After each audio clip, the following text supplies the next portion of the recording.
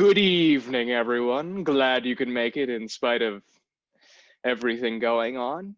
Tonight's performance will be of The Bald Soprano, written by Eugene Ionesco, translated by Tina Howe, and directed by me, Eric Connor Lutz.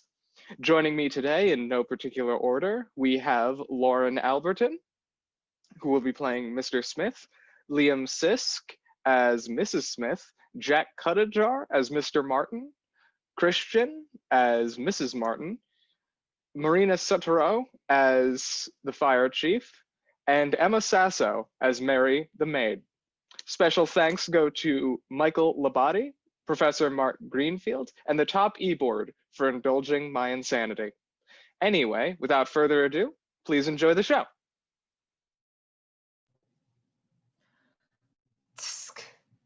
It says here that Bobby Watson died. My God, the poor man.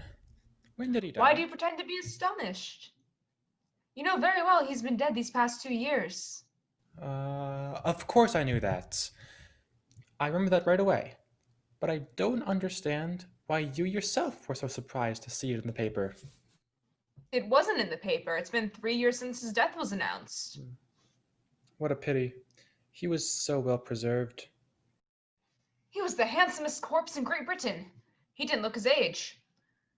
Poor Bobby, he'd been dead for 4 years and he was still warm. A veritable living corpse.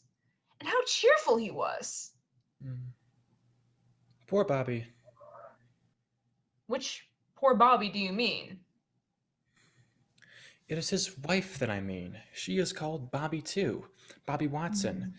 Since they both had the same name, you could never tell one from the other when they were together. It was only after his death that you could tell them apart. And today, there's still people who approach her and give her condolences. Did you know her? I only met her once, by chance, at Bobby's funeral. I've never met her. Is she pretty? She's far too big, stout, tall, and thin. She's also a voice teacher. What a shame for her to be left a widow so young. Fortunately, they had no children. That was what they needed. Children. She's still young. She might very well remarry. But who would take care of the children? You know very well that they have a boy and a girl. What are their names? Bobby and Bobby, like their parents. Bobby Watson's uncle, old Bobby Watson, is a rich man and very fond of the boy. He might very well pay for Bobby's education. That would be proper. And in her turn, Bobby Watson's aunt, old Bobby Watson, may very well pay for the education of Bobby Watson, Bobby Watson's daughter. That way, Bobby Watson, Bobby Watson's mother, could remarry. Has she anyone in mind? Yes, a cousin of Bobby Watson's. Who? Bobby Watson? I don't know everything. I can't answer all your idiotic questions. Are you trying to humiliate me? You know very well I'm not. Men are all alike. You sit there all day long, a cigarette in your mouth, or you powder your nose and rouge your lips 50 times a day, or else you drink like a fish. But what would you say if you saw men acting like women do? Smoking all day long, powdering, roguing their lips, drinking whiskey. It's nothing to me, but if you're only saying that to annoy me, I don't care for the kind of joking, and you know that very well. Mrs. Smith gets up, Earl stalks across stage. Mr. Smith also gets up and goes toward his wife tenderly.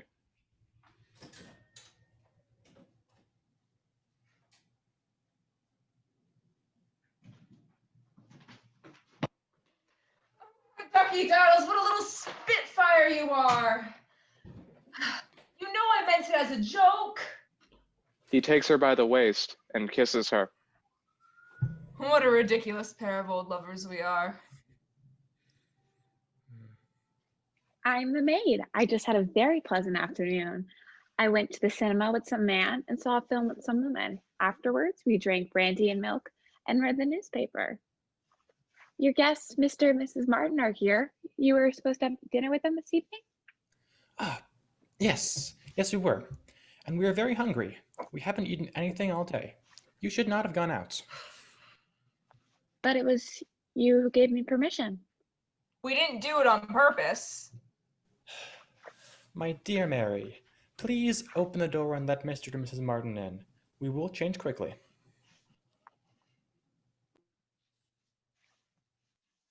Why have you come so late? It's not very polite. People should be punctual.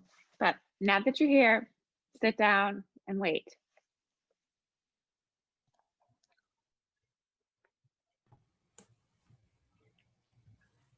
Excuse me, madam. It may be, unless I am mistaken, that I've seen you somewhere before. I too, sir. It seems to me that I've met you somewhere before. Was it, by any chance, in the city of Manchester that I first caught a glimpse of you? It's very possible. I'm originally from the city of Manchester, but my memory is not very good, sir. I cannot say whether it was there I caught a glimpse of you or not. Good God, that's curious. I too am originally from the city of Manchester. That is curious. Although, my dear lady, I left the city of Manchester about 5 weeks ago. That is curious. What a bizarre coincidence. I too left the city of Manchester about 5 weeks ago. Madam, I took the 8:30 morning train, which arrives in London at 4:45. That is curious. And how bizarre. What a coincidence. I too took the morning train at 8:30 that arrives in London at 4:45. Good Lord, how curious. Oh, perhaps then, madam, it was on the train that I saw you. It is indeed possible. That is not unlikely. It is plausible, and after all, why not? But I do not recall it, my dear sir.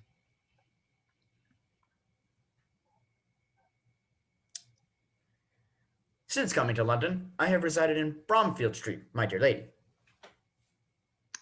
How curious it is, and how bizarre.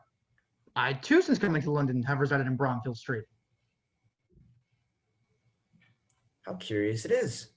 Well then, perhaps it was on Bromfield Street that I first met you. How curious it is, and how bizarre. It is very possible, but I do not recall it, my dear sir. I reside at number 19, on the 5th floor, in room number 8, madam. How curious it is. Good Lord, how bizarre. I too reside at number 19 on floor number 5 in room number 8. How curious it is, how curious it is, how curious it is. And what a coincidence. You know, my dear lady, my bedroom resides at the end of the hall between the bathroom and the bookcase. What a coincidence. Good Lord, what a coincidence. My room too lies at the end of the hallway between the bathroom, my dear sir, and the bookcase. How bizarre, curious, strange. Well then, madam, we live in the same room and we sleep in the same bed. Or perhaps it was there that I first met you. How curious it is. It is indeed possible that we have met there, perhaps even last night. But I do not recall, my dear sir.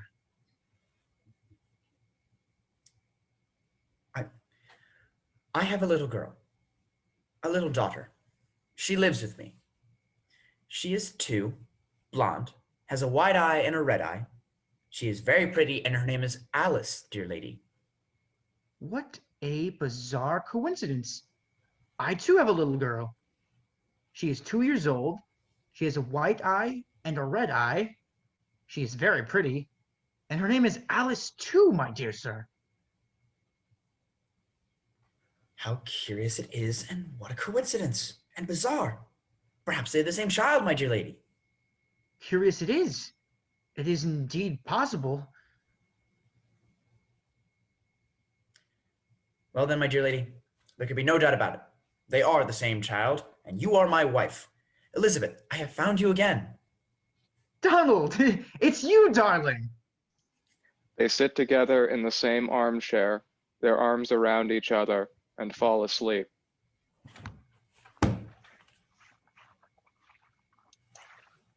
Donald and Elizabeth are too happy to be able to hear me.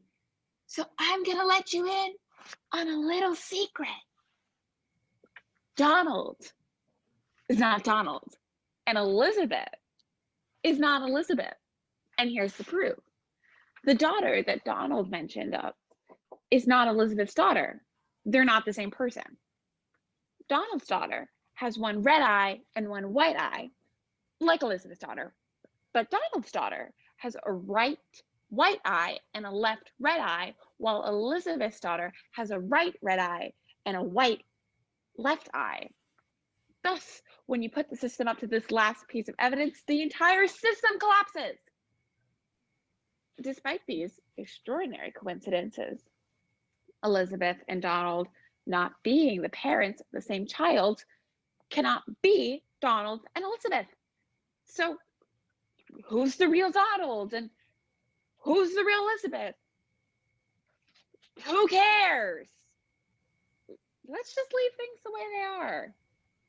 My real name is Sherlock Holmes.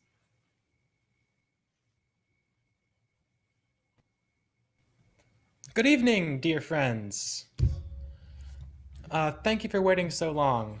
We thought we should at least dress for the occasion.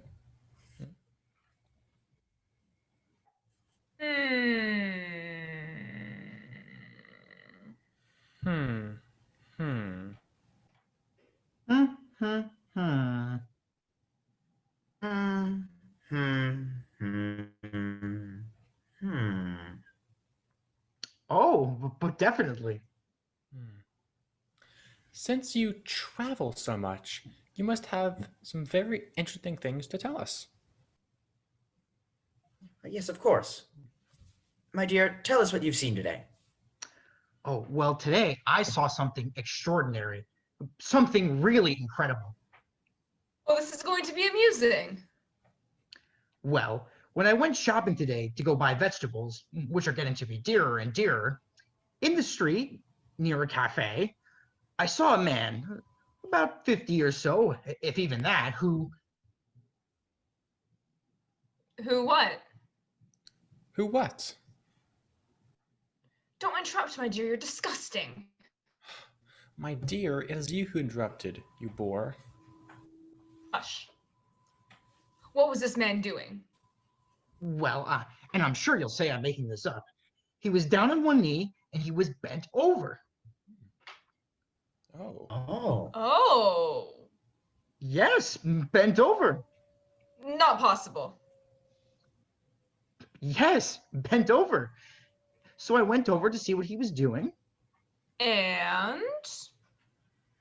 He was tying his shoelaces, which had come undone. Fantastic. Fantastic. If someone else had told me this, I'd not have believed it. Why? One sees even more extraordinary things when one goes for a walk. Why? Just yesterday, I saw a man quietly sitting in the bench, reading a newspaper. What a character. Perhaps it was the same man. Oh, goodness, someone is ringing. Oh, there must be someone there. I'll go and see.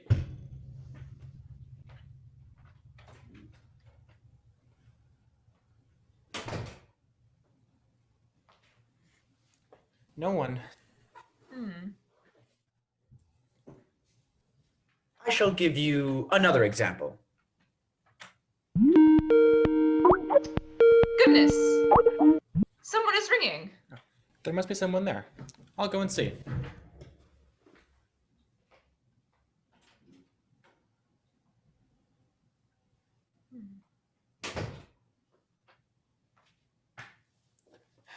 Nobody.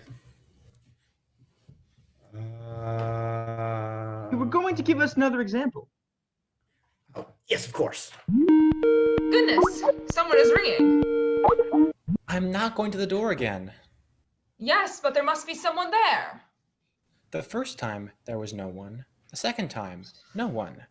Why do you think there is somebody there now? What?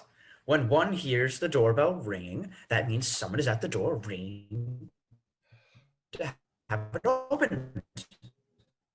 Not always, and you've just seen otherwise. In most cases, yes. As for me, when I go to visit someone, I ring in order to be admitted. I think that everyone does the same thing, and that each time there is a ring, there must be someone there. That's true in theory, but in reality, Ugh. things happen differently. We have just seen otherwise. Your wife is right. Oh, you women. You always stand up for each other. I'll go and see. You can't say that I'm obstinate, but you will see that there is no one there.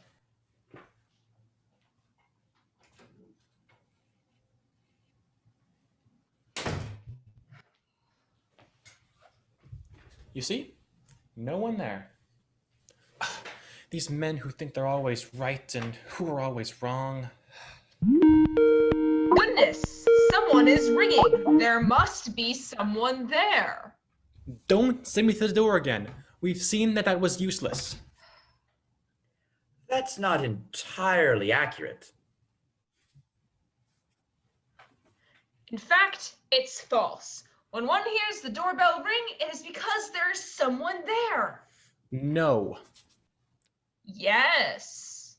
And I tell you no. In any case, you are not going to disturb me again. If you wish to know, go and look for yourself. I'll go.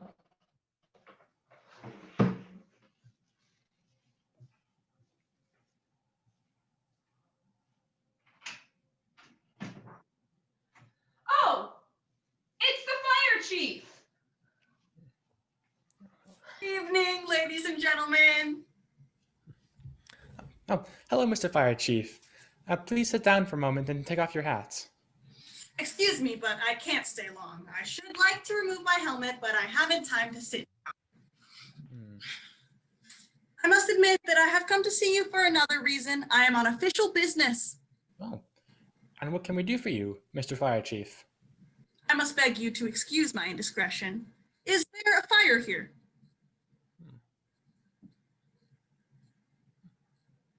Why do you ask? Well, it's because, pardon me, I have orders to extinguish all fires in the city. All? Yes, all. I don't know. I don't think so. Would you like me to go and look? There can't be one here. There's no smell of anything burning. None at all. Not even a small fire in the chimney? Something burning in the attic or the cellar? Some embers, maybe. I'm sorry to disappoint you, Mr. Fire Chief, but I do not believe that there's any fire here at the moment. I promise I will let you know when we do have one.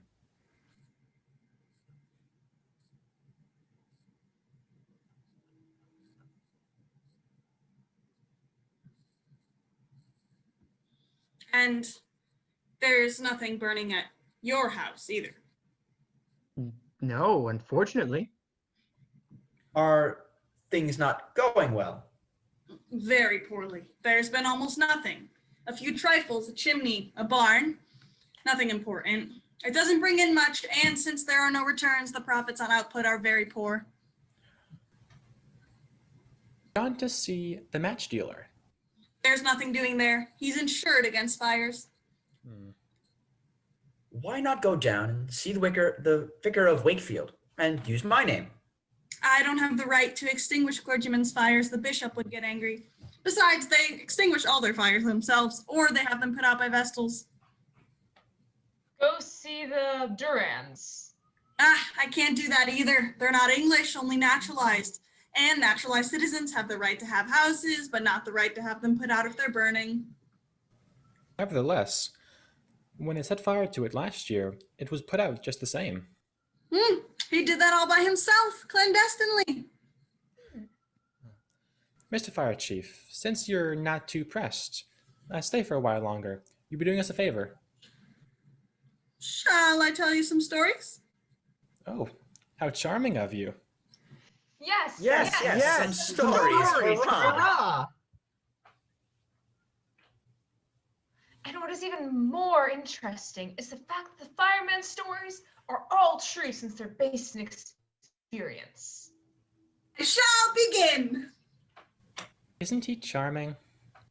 I'm going to try to begin, but promise me that you won't listen. But if we don't listen, we won't be able to hear you. Well then, the dog and the cow, an experimental fable. Once upon a time, another cow asked another dog, "Why have you not swallowed your trunk?" "Pardon me," replied the dog. "It is because I thought that I was an elephant." What is the moral? That's for you to find out. Tell us another. I'll tell you another. The cock. Once upon a time, a cock wished to play the dog, but he had no luck. I'll tell you one. Snake and the fox. Once upon a time, a snake came up to a fox and said, "It seems to me that I know you." The fox replied, "Me too." "Then," said the snake, "give me some money." "A fox doesn't give any money," replied the tricky animal, who, in order to escape, jumped deep into a ravine full of strawberries and chicken honey. But the snake was there waiting for him. The fox pulled out his knife, shouting, "I'm going to teach you how to live." Then he took to flight, turning his back. But he had no luck. The snake was quicker. With a well-chosen blow of his fist, he struck the fox in the middle of his forehead, which broke into 1,000 pieces while he cried, "No, no, 4 times no, I am not your daughter." It's interesting. It's not bad. Not so good. And anyway, I'd heard it before. It's terrible.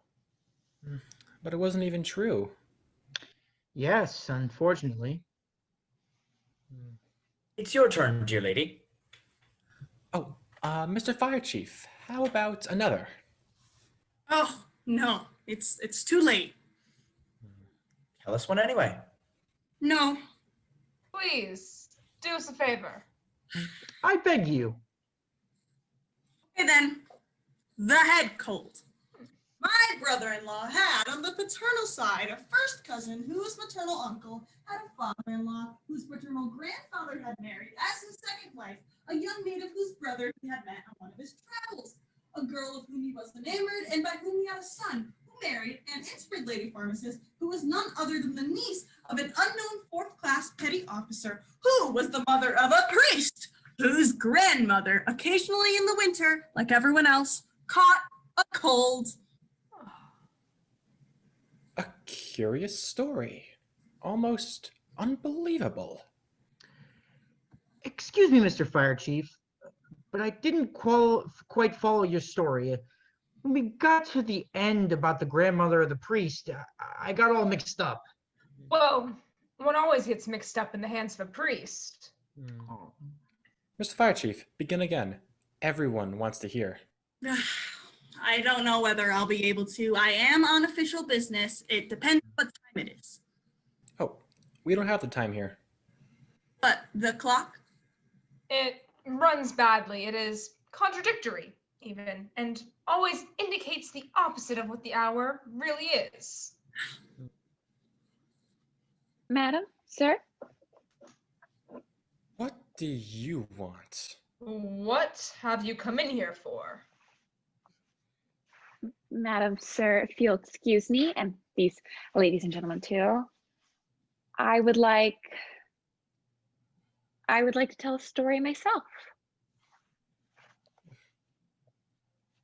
What is she saying? I believe that our friend's maid is going mad. She wishes to tell us a story too? Who does she think she is? Oh, It's so good to see you again, at last. Oh, This is too much. Here, in our home, in the suburbs of London, on this Zoom call. it's not proper. it was she who extinguished my first fires. I'm your little fire hose. Now, dear friends, these emotions are understandable, human, and honorable. All that is human is honorable. Even so, I don't like to see it here among us. You two are very touching, to say the least. But at the same time, a little too exhibitionistic. I was going to say, Don't say anything. I'll read a poem then. Is that agreed upon? The poem is entitled The Fire, in honor of the fire chief. The fire. The polypods were burning in the wood. A stone caught fire. A castle caught fire. The forest caught fire. The man caught fire. The woman caught fire. The birds caught fire. The fish caught fire. The rivers caught fire. The sky caught fire. The ashes caught fire. The smoke caught fire. The fire caught fire. Everything caught fire. Boo! Get off the stage!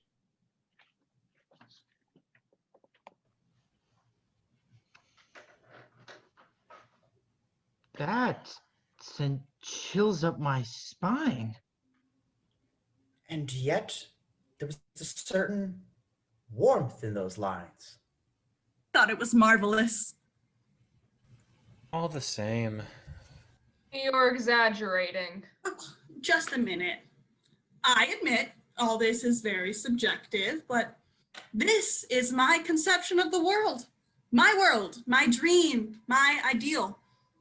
And all this reminds me that I must leave. Since you don't have the time here, I must tell you that in exactly 3/4 of an hour and 16 minutes, I'm having a fire at the other end of the city.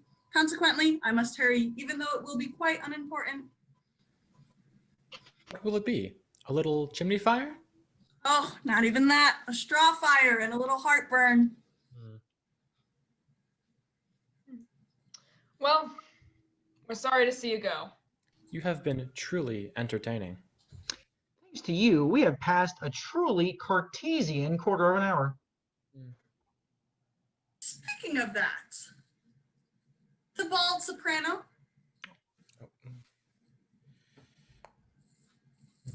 She always wears her hair in the same style.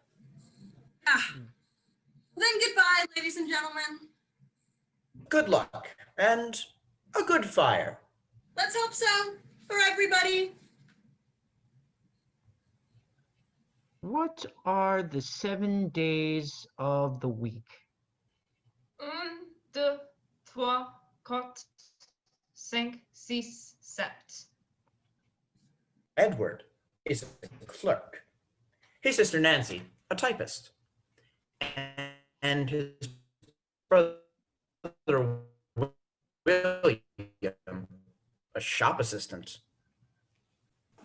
William has a house in the country, but that's none of the midwife's business. Paper is for writing, the cat's for the rat, and cheese is for scratching. The car goes very fast, but the cook beats batter better. Don't be turkeys, rather kiss the conspirator. Charity begins at home. One can prove that social progress is definitely better with sugar. To hell with polishing. Following this last speech of Mr. Smith's, the others are silent for a moment, stupefied. The speeches which must follow must be said, at first, in a glacial, hostile tone. the hostility and nervousness then increase.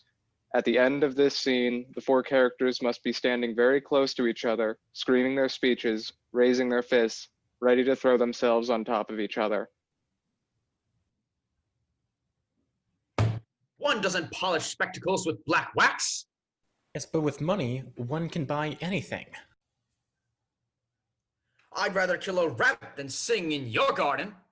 Cockatoos, cockatoos, cockatoos, cockatoos, cockatoos, cockatoos, Cactus. cockatoos, Coccyx. Such cascades of cockers, such Cascading. cascades of cockers, such Cockroach. cascades of cockers, such cascades of cockers, such cascades of cockers, such cascades of cockers, such Oh, Here too. you gnash my teeth. I'd rather lay an egg in a box than go Cow and trees steal an and ox. cacao farms Slap don't Ulysses, bear not coconuts. smoosh the I They brooch. bear cocoa. Bridegroom, Cow the trees bridegroom. on Go, cacao take it, you farms very don't nice. bear What? coconuts. These They are bear razors from sage to The Pope Choo choo. Choo choo. Choo choo.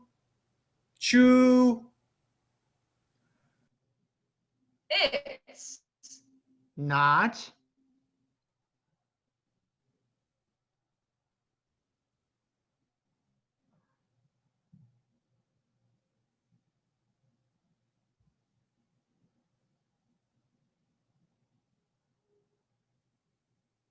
Way.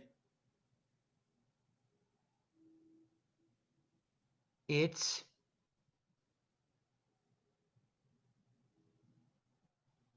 oh. Here. it's not that way, it's over here. It's over here. It's not that way, it's over here. It's not that way, it's over here. it's not that It's way. not that way, it's over here. It's over It's not here. that way, It's not over that here. way. It's It's not way. It's that over way, here. over here. It's not It's that not way. that It's over way, here. over It's here. not that Over way. here. It's over It's here. over It's here. not that way. It's over.